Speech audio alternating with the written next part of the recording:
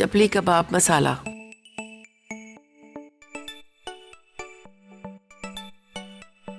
आखिरी मसाला हमारा जो आज का है वो बहुत ही मज़े का, बहुत ही मशहूर चपली कबाब मसाला।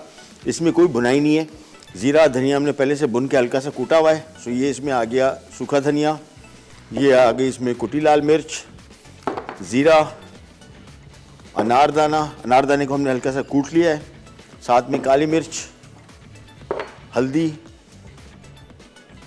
नमक और बाकी चीज़ें मेरे ख़्याल में से ये कौन सा है, ये जिंजर पाउडर, सॉरी ये अदरक पाउडर जिसको सौंठ पाउडर कहते हैं, और ये गार्लिक पाउडर। बस ये सारी चीज़ों को हमने मिक्स कर लेना है।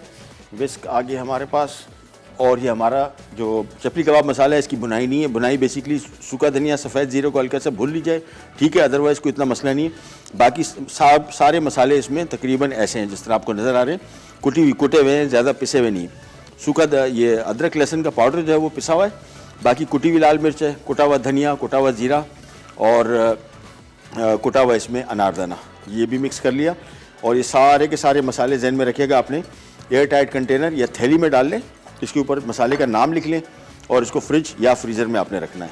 बस।